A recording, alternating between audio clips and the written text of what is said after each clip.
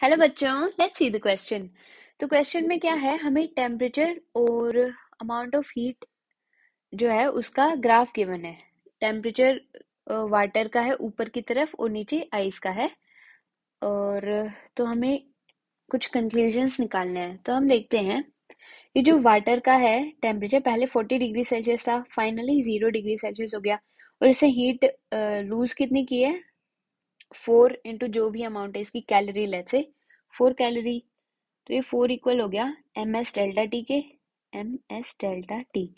Let's say M amount of water है हमारे पास, तो एम की वैल्यू हो गई यहाँ से 4/s।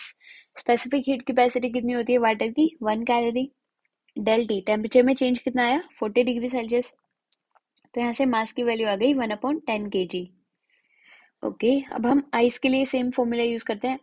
आइस ने हीट कितनी एब्जॉर्ब की है, 1 कैलोरी। तो ये 1 इक्वल हो गया, आइस का मास ऐसे कैपिटल एम है इंटू एस डेल्टा टी। यहाँ से कैपिटल एम की वैल्यू आ गई 1 upon specific heat of ice कितनी होती है, हाफ होती है। तो ये 1 इंटू यहाँ पे 2 आ गया। डेल्टा टी टेम्परेचर में चेंज कितना आया है इसके, 40 डिग्री सेल्सियस का। तो ये आ गया 1/20 kg।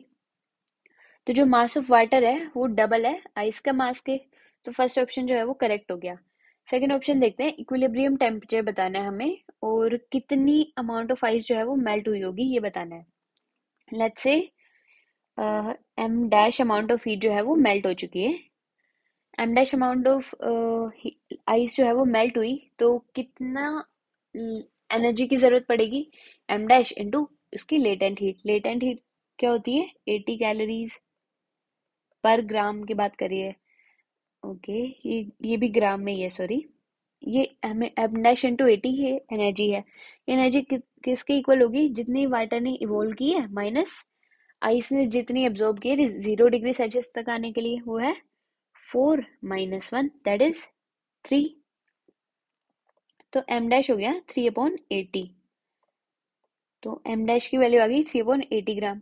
और टोटल मास कितना था पहले, 1/20 ग्राम।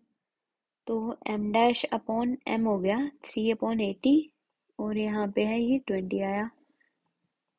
तो ये कितना हो गया, 3/4 जो मास है वो मेल्ट हो चुका आइस का, एम डैश अपॉन एम।